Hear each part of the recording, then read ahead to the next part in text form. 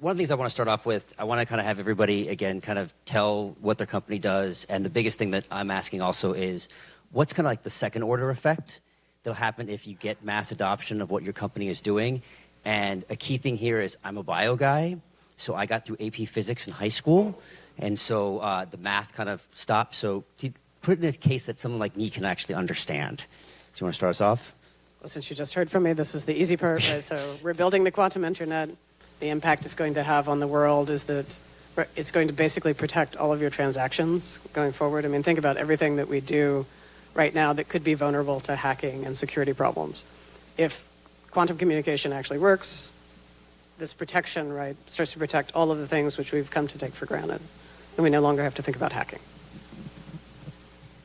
So my name is Worley. We have a company called Strangeworks based here in Austin, and we're basically eliminating all of the barriers to getting companies to use this. So the pricing barrier, the need for a physicist or a scientist or even developers, and basically just focus on reducing that and getting as many people using the technology as possible.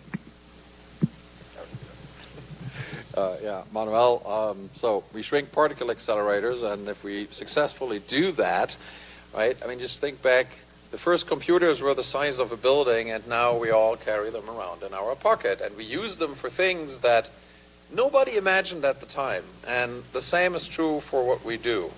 If we can successfully shrink particle accelerators and even make them the size of a normal machine, and now any company, any small university, any country that currently can't even afford a particle accelerator, because that's how expensive they are, can use them, then and they get used in pretty much every endeavor of research, from bio to chemistry to material science, energy, solar, computation, everything.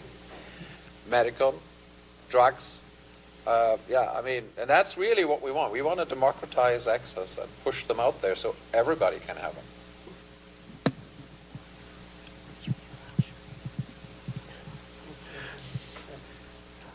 So I'm Wasik Bukhari with Pasqal. We are solving problems using quantum computation that cannot be solved through traditional computation or generative AI. The secondary effect of that, obviously, well, the primary effect of that is it's analogous to what happened to the world once computation was invented. It changed the world. When we have a new paradigm of computation, like quantum computation, then it will change the world yet again. The secondary effect to that is, hopefully, number one, it makes us a dominant company, one of the leading tech companies in the world. But second is that hopefully we can solve many problems that are considered unsolvable all across various domains, and that will make lives better for everyone. So I kind of joked with the fact that it's hard for someone to understand, and communication in whether it be quantum and physics tech and deep tech is actually a real issue. And especially since a lot of times you're the likely expert sitting across the table, whether it's a room full of laymen, whether it's other people in the field or investors. And I can tell you, as an investor, getting a technical presentation is the worst possible thing, right? I'm like, I don't know what's going on. Why is this actually important? So how do you really think about and approach communication in such a deep and technical field? Actually, Strangeworks is really interesting for this. So we have an expert, but at the same time, so one of the things we did early on, and this was funny because when we first pitched Quantonation, obviously we were pitching a group that actually had quantum expertise, because at the time Christoph was doing a lot of the diligence on the front end. What we found very helpful actually was using educational animation. One of the things which I think everybody has really started to rely on visual learning so much more in the last 10 years. And I think it's a really powerful tool for being able to demystify some of the concepts and also drive home some of the salient points about your technologies. Yeah, I mean, it's a great question. I like to think of it this way.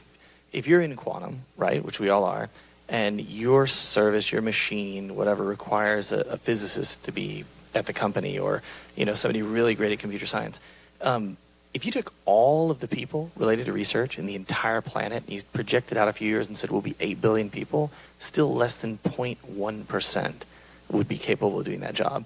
So you have almost no addressable market today, which is kind of where we come in, which is you have to have the whole fact that you're communicating it is the problem. You think it's hard to get that technical pitch as an investor? Try it as a customer. The number one thing all of our customers say is, thank God. Just like we have a problem we want to solve, could you talk about the problem? Nobody cares if it's look, enterprise buys because it's better, faster, cheaper. That's it. If you go into CIO and you're pitching them with linear algebra and you tell them about the quantum mechanics, you've lost them in the first few seconds. And they also, the person writing those big checks you want, they always want to be the smartest person in the room. So you never want to do that, right? You don't want to big dog them on that. And so, you know, what we've tried to do is think about it in the evolution of technology. So if you look out not even 50 years, not even 30 years, probably 10 to 20, and it could be a lot faster, there won't be applications. The network layers will not work the same. I mean, go back to 1959, Jack Kilby invents the integrated circuit. Before that, you bought transistors one at a time. Early 60s, Iris and everybody introduced APL, a programming language, because the way to program a computer is to talk math, because that's what they do.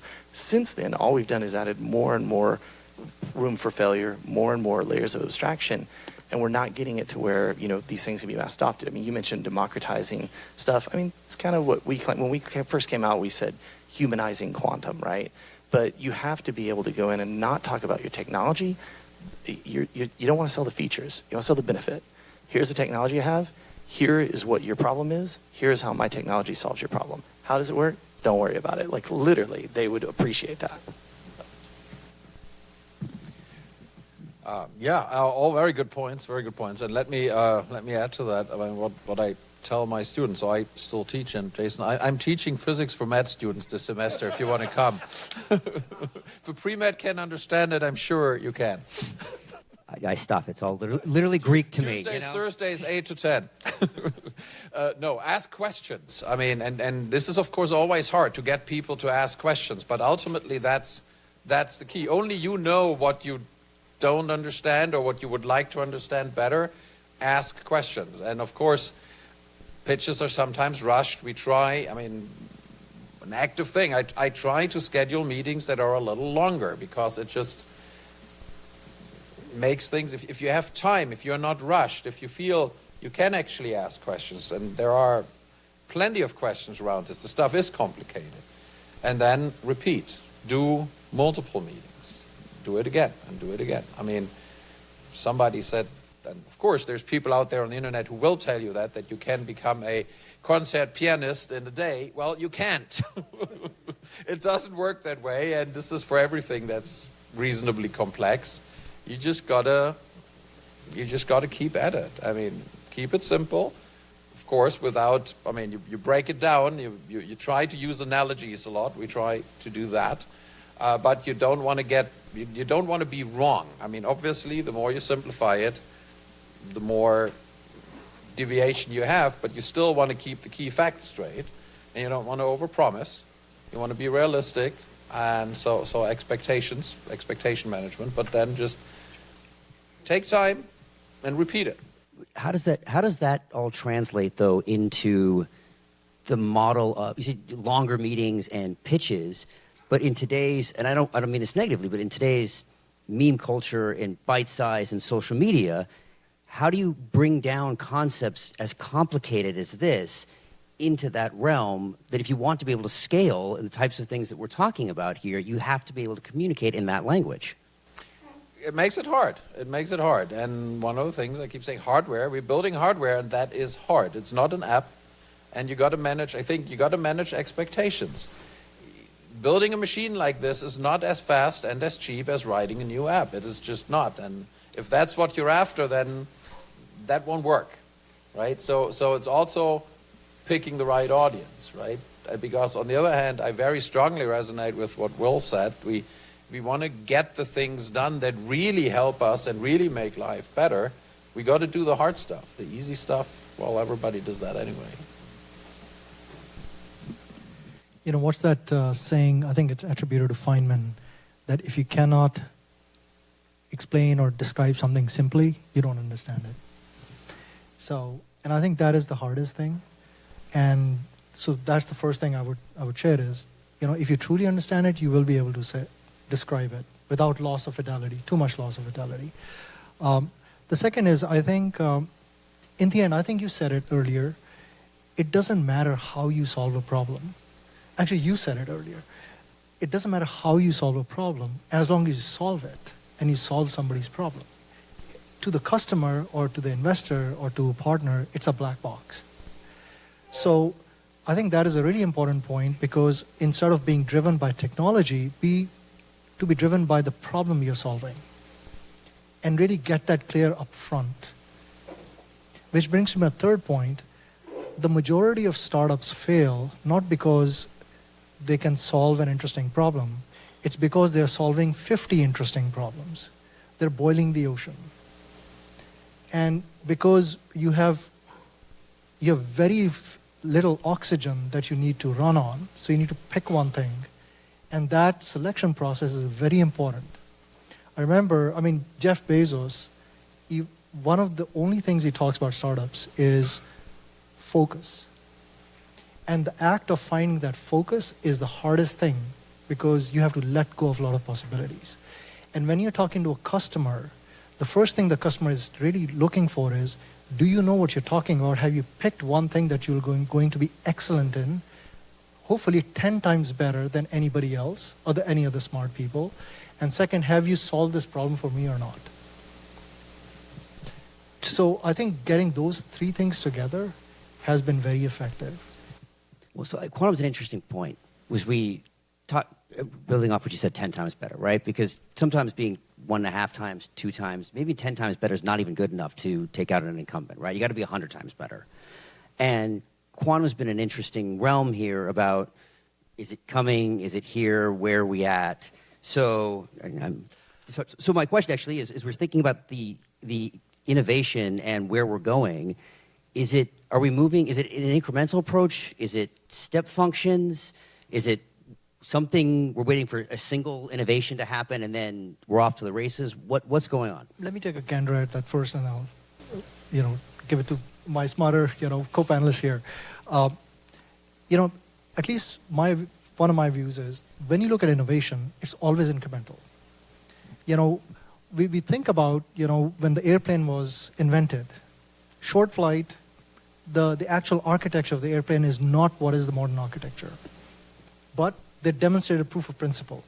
And then there's all these decades during which various other companies came in, or endeavors came in, and they actually formulated what the airplane fuselage looks like, what the shapes look like, how do you control it, and so on and so forth. And now we have the airplane. But when we look backwards at it, it seems as if it came as a step function, which is not the case. So I think a very powerful way of innovation is engaging a specific problem with a specific customer who really has that problem, and working with them to solve it purely, totally, and completely, much better than anybody else. And that iterative cycle is innovation. It is. I don't believe it's a step function. So what we are seeing here in quantum is that series of iterations happening. You're seeing that S-curve, go from one level to the other level, and we are seeing different snapshots of that, in this panel over here. So I think scientists see that, and I think quantum native people see that, and I think they see that because they're looking on a molecular level. If you back out even a couple of nanometers, let alone if you say that's somewhere down on the stage, it's arguable that the innovation has stopped. I just gave a presentation at Quantum World Congress. Since the year before, when I talked there were 89 world's first announcements, world's greatest, world's most. There were 59 groundbreaking physics discovery, and there was over 200 gonna change the world in a year. If any of that were true, there would be a market. She wouldn't be having trouble raising money. I wouldn't be having that trouble. Nobody up here would be doing that. It would be flowing. Okay? If you go to 2014, and you look at the cover of February's Time magazine, it says, quantum computing's coming, cancer will be cured in 2 years, everything's great. If you look at 2023's February cover Time magazine, it has IBM's quantum computer on it. The only difference is the graphics, and the story says the same thing. Okay? That's because the progress and the innovation that they're seeing, like at Pasqal and at other companies, doesn't matter to us. It's phenomenal. It's huge. It's definitely, you can say, demonstrably, measurably, this industry is moving forward. But this industry doesn't move forward until there's more collaboration, a lot more transparency on some of the science. It can't just be like magic black box science, right? Like, as a CIO, I'm not going to buy that for any amount of money, right? And there's got to be, more importantly, time to value, right? All the things enterprises buy. So has there been progress? Yes. Does that progress matter in the market? Not at all. It's indistinguishable. I mean, as a CIO, I can't look at any of those announcements and go, this is the one, or this is the thing I should have my team dig on. And that's partially our fault in the community, because people are trying to share these amazing discoveries they've made, but that's not what the market is looking for. You know, I see all these standpoints, the market's worth $100 trillion and $5 billion, and maybe it's 2 or it could be 27. And the reason nobody knows is because right now you could very easily argue on the computing side, not your side. You have an actual real world, very demonstrable problem. You We're know kind all of a those TAMs are made up. We're kind of a technology. Yeah, I mean, I saw a quantum company with a $50 trillion TAM last month. I saw their presentation. That's insane, okay? Apple doesn't have a $50 trillion TAM. But to give it over to you, you know, I just want to say, like, there is progress. You have to understand what lens you're looking through it. If I'm looking through the lens of a quantum scientist, of somebody really, wow, there's amazing stuff happening, without a doubt. If I'm looking through the lens of, I want to put a quantum computer in my Fortune 500 company, it just sounds like a bunch of bullshit. Right? Hundreds of advancements. Why am I not using it already? Why is it not more? So it's really important to understand the context and the lens you're looking at it through, because all too often people on the business side are too critical of the science side and don't give them enough credit, and vice versa, right? So it's really important that we have a lot more education, a lot more collaboration on, you know, I agree with what you said. Our entire business model, everybody laughed. Oh, you only have 2 customers? Oh, you only have 5 customers, right? We're 7 years old. Now we have a couple dozen. But we did exactly what you suggested. We found the right customers in the right industries, and we focused on their problem and only solving their problem. I didn't care about 1,000 customers in pharma. I cared about J&J. They're my customer, massive problems. Let's solve that. And we did. And they came back and they bought more, and they bought more, and they bought more. Just like you're saying, I think that has absolutely nailed that approach. One question, yeah. I don't know. I may not, sir. Wait. I haven't decided if I'm allowing the question. Hang on. No, just kidding. In VC, there's always this tension between like idealism and then like the little monster as to how things play out. So like, you know, the early PCs, they were supposed to be a bicycle for the mind, but actually video games is what sold them. Yep. Exactly. Nailed it. Nailed it. We don't know. We don't know, and we're still on the advanced research side, right? And we haven't converted. We haven't converted to applied research, right? I don't look at it by the verticals or that. I look at it by how many qubits do what math, right? So like right now, if you want to do combinatorial optimization, there's a ton of stuff you can do, and there's a ton of stuff.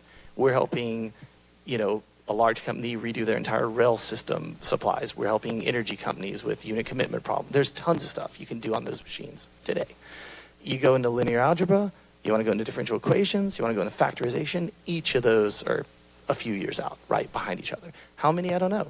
We could be one discovery from a quantum advance that really, you know, advances stuff. But like, you have to look at it by, look, it's like AI.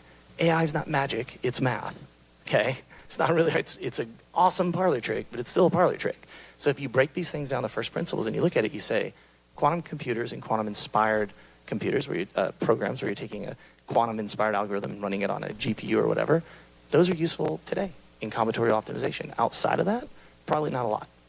But that's okay, because you know what the TI-99 4A I learned how to program on was useful for? Jack shit, okay? But that's the thing, is from Jack Kilby inventing the integrated circuit to where we are now with the iPhone, right?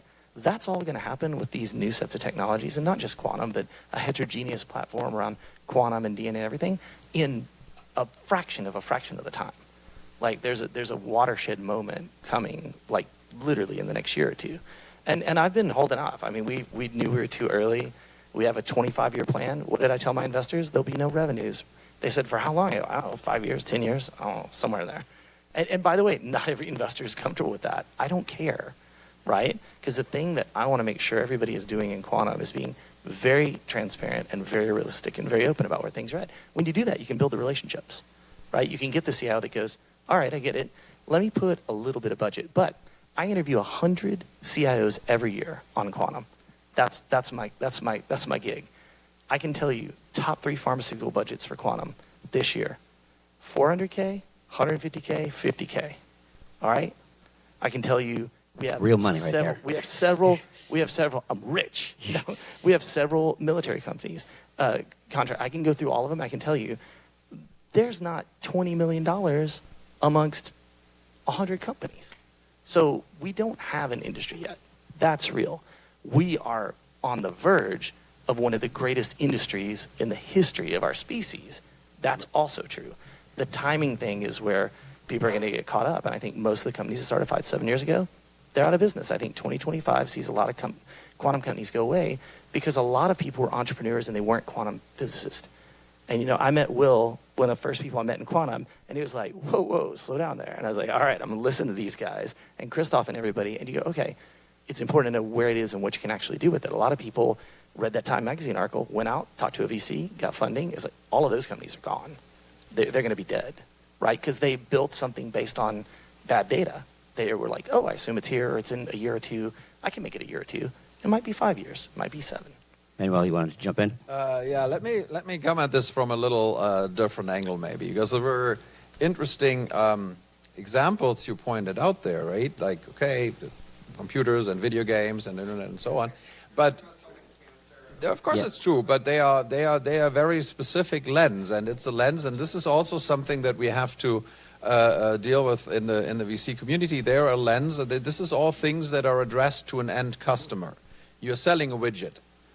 Which is not what everybody does, right? It's not what we do. It's there's a company out there called ASML.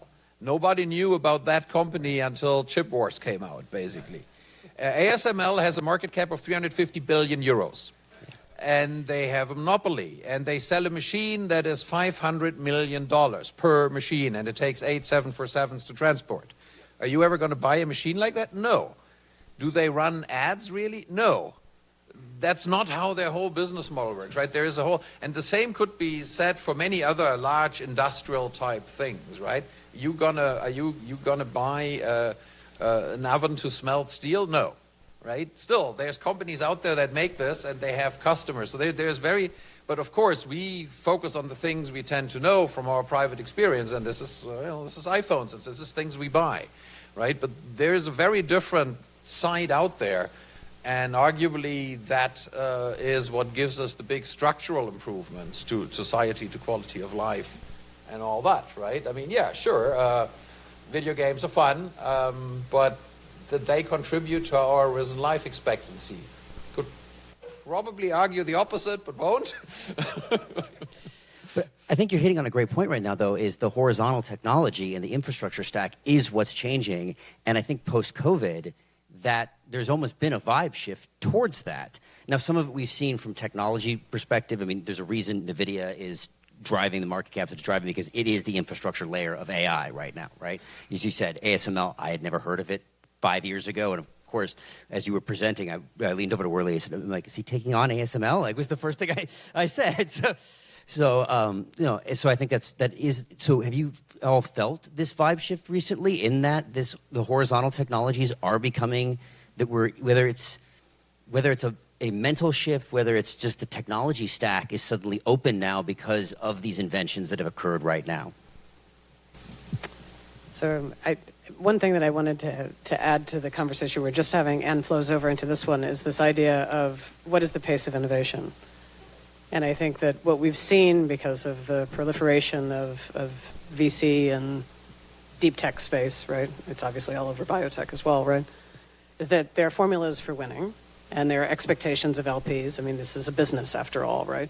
But it also ended up transforming our expectation of the innovation cycle. And I think that it's when we went out and first started pitching, we had to look for funds that were patient, right? This is the famous words, right? Very often they'll call them sort of long horizon funds or frontier funds or hard tech funds. I mean, they all have, again, are pioneer tech funds.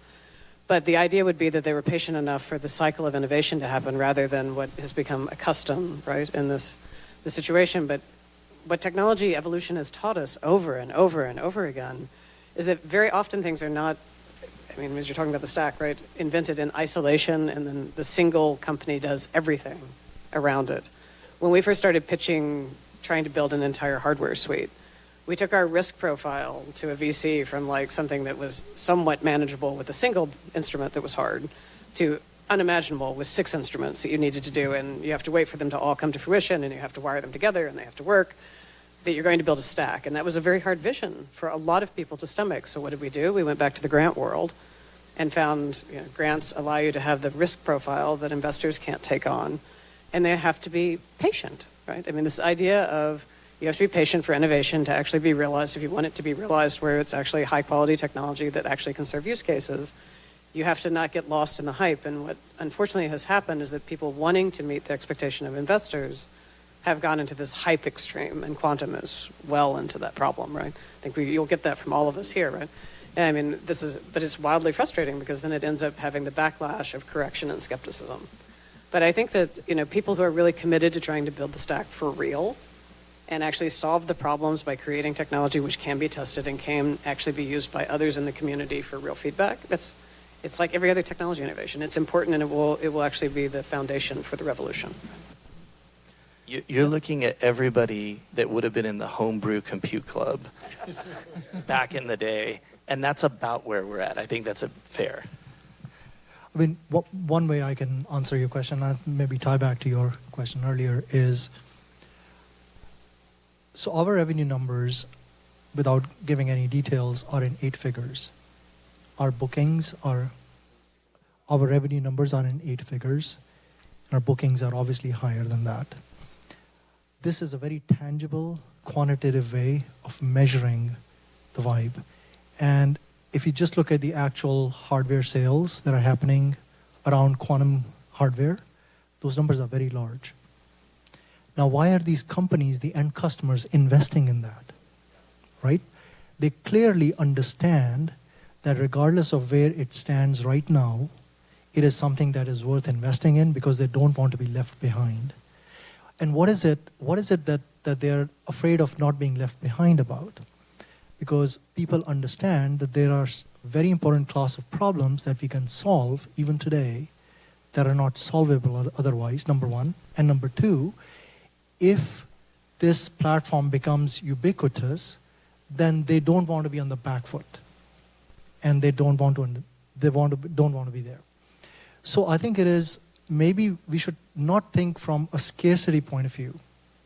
Because an analogy here would be that when compute started, decades and decades ago, the numbers were small and there were specialized applications. But people invested, and that investment made the industry, defined the problems that made the industry. That's exactly what's happening. That's exactly what's happening. And the homebrew club, I think, is a very good analogy to it because it depends on how big is this homebrew. I mean, homebrew means it could still be tens of billions of dollars or billions of dollars, right? Because the world economy is much larger now. NVIDIA is 20 years old. To your earlier question, what is the killer app? They were doing gaming, and before that, NVIDIA almost died multiple times, right? And it's only when other innovation came together that you found that what they're solved in another way could really solve the transformer and, you know, doing the LLMs really, really well. And now that opens an entirely new field for them. And they're thinking about the 3-computer problem and so on and so forth. It's a really interesting way that the world is developing. And I think that's the way we should think about quantum computing as well. So the initial applications are going to be limited by our imaginations. As people interact with them, they will discover new areas, and smarter, better ideas will come out of that. And that is the flywheel that we will build. And that's our job, to get the ball rolling. All right. So everyone's going to have a chance to attack all the panelists and ask them plenty of questions. So for the final question, and I'm going to limit you all to like one sentence because I know you can give entire dissertations on this question, but what's next for quantum and physics tech?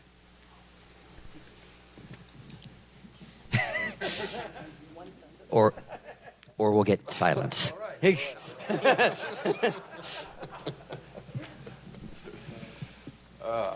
What happens to all tech, right? everybody keeps referring to the iPhone. None of you give a shit about the fact that when I say, hey Siri, my voice is converted to a digital signal that is then turned into electrons and sent down to the bottom of the chip. You care that you can say, send my wife a text, I'm late, right? So what has to happen for a quantum takeoff as an industry, and there's just no doubt, because there's not enough of a market to sell if you're just selling to something that's science dependent, right? Is it has to become something that is consumable, and that's what happens. Quantum becomes consumable. I hope so, right? I mean, in a lot of these fields, you're also seeing that quantum needs to be miniaturized in order to get the cost down for manufacturing. So one of the things which I think has been true across our industry is there's not been enough focus, and there was a slide today, right, on the fact that to actually make this into a business, you have to care about the manufacturing piece. So I'm hoping in the next 5 years, right, this changes and that the cost of quantum comes down so you can have those consumables. Energy. Right now, there was just a few days ago, there was a big splash, even in the New York Times, that they are basically ramping up 3 Mile Island again just to run an AI computer. Nice. Right? All right. Is that a good idea? I don't know, but it's Yes. certainly something. Energy is the big thing. None of these AI things, none of these things will really do if we don't figure that out somehow. And there is not one magic bullet to do that. There is many things. This is better solar cells, better batteries, energy storage is going to be huge, energy grid distribution. If somebody can figure out room temperature, ambient pressure superconductors, that would be a bigger impact than anything else we could even talk about. Unfortunately, I don't quite know how to do that yet, right? But it goes back to efficiency. Well, then what have you it been goes back doing to this energy. whole time? Yeah. I'm just playing. I'm just wasting my life. I know. No, but I mean, but you see this. You had the phone there, right? Computers went from building size to on your desk to in your hand. I was for not so happy reasons, but I was in the hospital the other day, and usually they used to take you to the room where the X-ray machine is. That other weekend, they actually now rolled the X-ray machine into the room where you were sitting. That's progress. And I talked about a big X-ray machine. We have other means of making images. At some point, we have a tricorder. At some point. I'm not sure if I'm going to see it, but we are pushing towards this. So there's so many things in physics tech to push. Got colleagues here from UT that do amazing things, and it's all these different areas that right now are fundamental research coming together, and we can't predict how they will come together. There's like 4 or 5 that will combine to make something new and spectacular, but you don't know today which 4 or 5. But you have to keep doing it to find out, basically. You know, I'll just, when you asked the question, I was just thinking about, let me say something slightly provocative. The world that we live in today, it is primarily built on the scale-up of science that we did in 19th century or early part of 20th century. That's the world we live in today. Think about it. The internet is electromagnetism. There's a lot that we utilize is that. But there's something very interesting that happened in 20th century. We discovered the quantum nature of reality, but then in latter part of 20th century, we discovered how to control it and to make synthetic systems out of that. That's huge. That is the future. It's like unlocking the next level of control in the universe. And one way to think about that is nature itself is a quantum computer. Every process that happens is a quantum computation. And all of a sudden we have these keys on how nature computes itself. How will that change the world? It's immense. We are just beginning to discover it.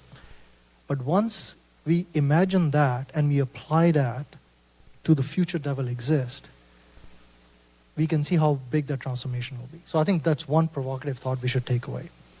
But when that happens, to your point, technology disappears because I don't care how it happens. Just like I don't care why the chair stays on the floor, right? It just stays. It will become seamless and intuitive. The divide between us as humans and the technology that serves us should disappear. And that's the second big thing that happens when we mature. And that's what we are hoping to build. Thank you all very much. So what's next, Austin? We're glad you've joined us on this journey. Please subscribe at your favorite podcast catcher, leave us a review, and let your colleagues know about us. This will help us grow the podcast and continue bringing you unique interviews and insights. Thanks again for listening, and see you soon.